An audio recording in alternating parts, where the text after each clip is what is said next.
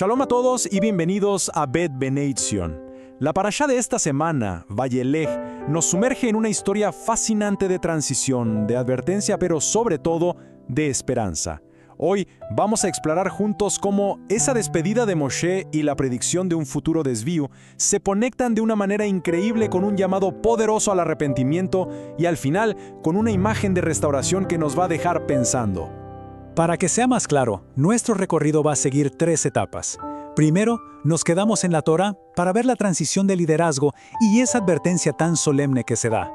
Luego, saltamos a los profetas para explorar la respuesta divina, el llamado al arrepentimiento.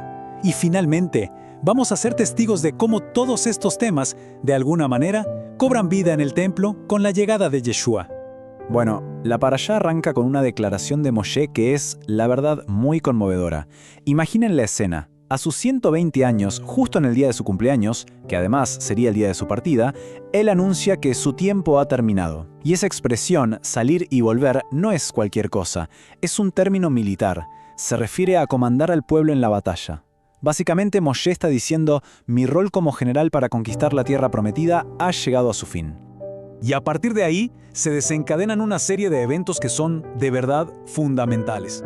Moshe se despide y delante de todo Israel comisiona a Yehoshua diciéndole esas palabras que conocemos tan bien: sé fuerte y valeroso. Luego establece un mandato que duraría para siempre, la lectura pública de la Torá cada 7 años. Pero, justo en medio de toda esta transición, Hashem interviene con una advertencia profética que va a marcar el futuro de toda la nación. A ver, detengámonos un momento aquí, en el mandamiento de Jaquel, que significa reunir. Cada 7 años, durante Sukkot, todo el pueblo, sin excepción, tenía que congregarse en el lugar sagrado. Ahora, ¿cuál era el propósito de esto? No era solo un acto ceremonial, para nada. El texto es muy claro, para que escuchen y aprendan a reverenciar a Hashem. Era, digamos, un mecanismo divino para asegurarse de que el pacto y el temor a Hashem pasaran de una generación a la siguiente. Y es justo aquí donde el tono de la historia cambia, pero drásticamente.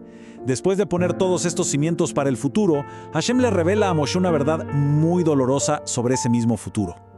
Y esta es la raíz del problema que vamos a ir desentrañando a lo largo de nuestro estudio. Hashem predice que a pesar de todo, una vez que el pueblo esté cómodo, próspero en la tierra, se va a desviar tras dioses ajenos. Van a romper el pacto. ¿Y la consecuencia? Es terrible. Hashem ocultará su rostro de ellos, y eso los dejará vulnerables a todo tipo de calamidades. El pueblo en su angustia se preguntará, ¿no será que porque mi Elohim no está conmigo me está pasando todo esto? Entonces, el punto clave es este. Para que Israel nunca olvide la verdadera causa de su sufrimiento, Hashem le ordena a Moshe que escriba un cántico. Este cántico no se iba a olvidar y actuaría como un testigo permanente en su contra, recordándole siempre la advertencia original.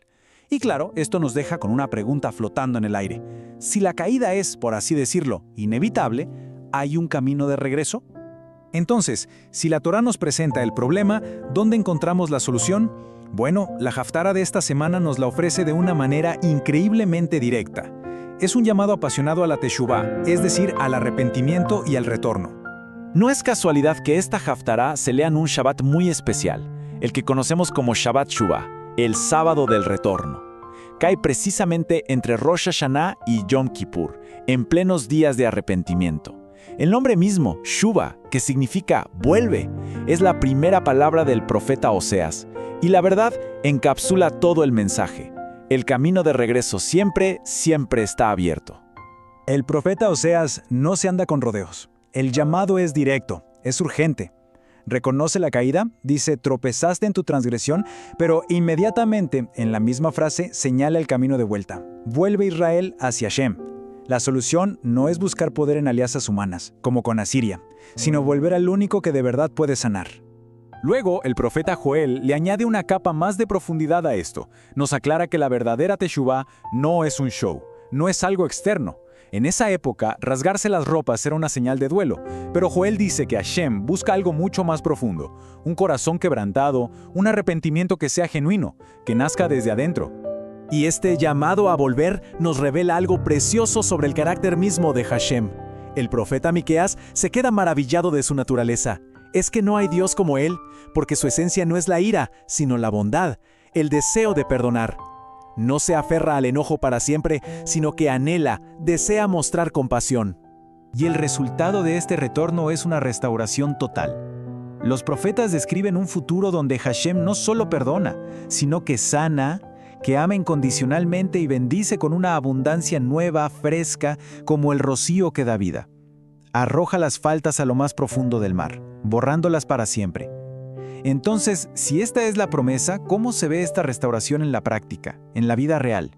Y esto nos lleva a la manifestación viviente de esta restauración.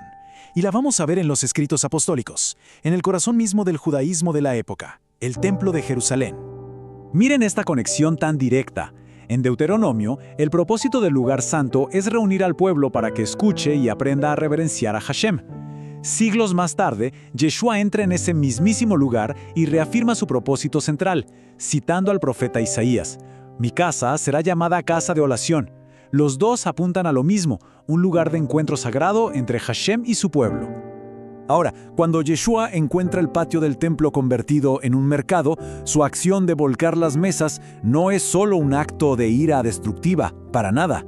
Es un acto profético de purificación.